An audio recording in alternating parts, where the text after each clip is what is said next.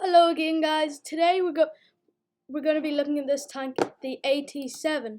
This is a tier 7 British tank destroyer. It's known for having very high DPM for its tier and pretty good armor. Its its armor is at the front 203 milliliters. The hatch is very easy to pen and it doesn't have that many hit points, but it basically makes up for it. And the sides and rear 102, so you have to have quite a lot of heat pen. Oh, and running the top gun, you have 2600 DPM. The dispersion's okay. The aiming time's pretty good, and the average penetration is pretty high. 225 average damage, 5 degrees of gun depression, which is okay. But then you look over and you see it has an autoloader gun. Now this gun, it cuts off about 500 DPM. But there's 15-second reload time in the magazine, and 1 second, and then about 1 second of shell reload time with 10 shells in the magazine. But when you realize it is 90 damage per shell and a clipping of 900 damage if every shot hits. Now the penetration is very low. It's 110. You're not going to cut through much, but it's you win some, you lose some. But it's very hard to use. I would say it's just more of a joke gun, but it's quite fun. So I've recorded a game here.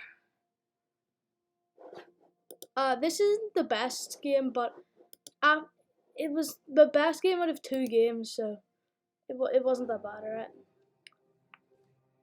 It's hard to do damage when you've got 110 milliliters of pen at tier 7, so yeah, you're not going to be cutting through much.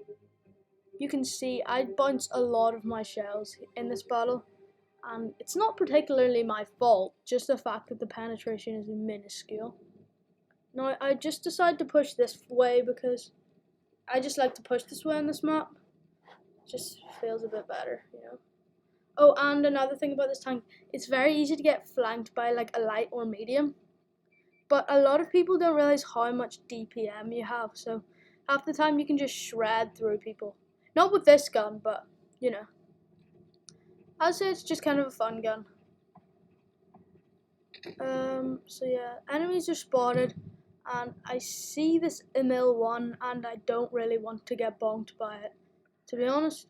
So I just don't poke, and then I see that, I'm going to poke, then it's not there.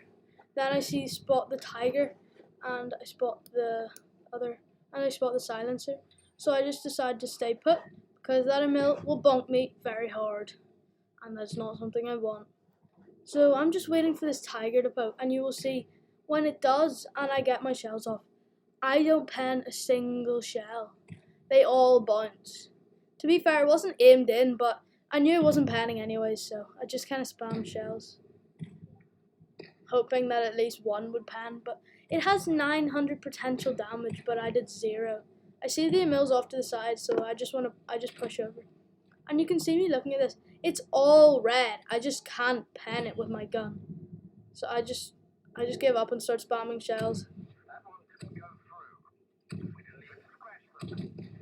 Yeah, you can see me just spamming. I mean, I am spam tracking him, which is pretty helpful. So, whatever. I guess I'm still helping my team. Yeah, you can basically perma-track someone with this gun. I'll say that. And then I realized I probably could have gotten a few shells off. I see the Emil and I want to get some shells off, but I'm still in my reload, so no shells. But now I'm back to my 10 shell clip.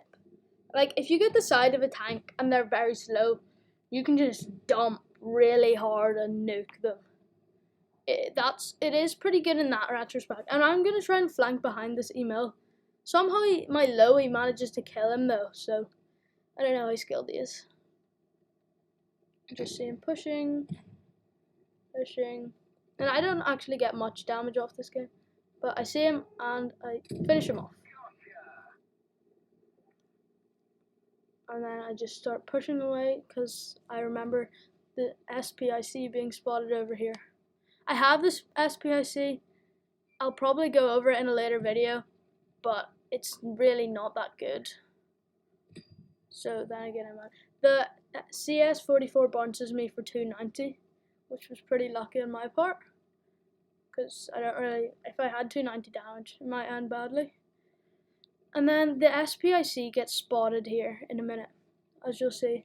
And I'm still trying to chase this thing to get some shells off. Then I think it gets killed by our silencer, or just disappears. Then I see the SPIC and I try to turn, but he gets 2 bonks into me. About 500 damage.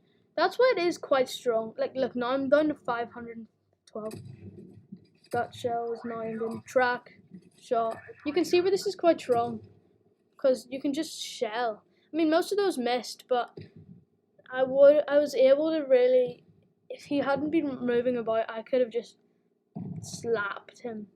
Tier 6 is just, you kind of dominate tier 6s in tier 7s. It's really very imbalanced. And then I just get 1 shell, 2 shell, and now he's a 1 tap, and I think he decides to poke. And he pokes, and I finish him off. And yeah, then I just try to get 1 more shell, but I bounce because I have no clue what the armor looks like on that tank. So I've only dealt 338 this game. I've got 2 kills. I've bounced 510. It's okay. Nothing special. Well, for this gun, it's not that bad. Although it is only like 1/3 of a clip. Whatever. In 2 games, this is the best game, alright? So that's all you're getting. I can't be bothered playing this little derp gun again. And I did okay. I got a 30 class. 510. Killed 2. Got about 1500 XP. Which isn't loading for some reason. Got about 1500 XP. And I was last in the team. And apparently someone gave me a... Oh, nope. Can't take. Someone give me a thumbs down. So yeah, that is my video on the AT7. The derp gun. It's fun, but it's not very practical. Just run the top gun. It's so much better.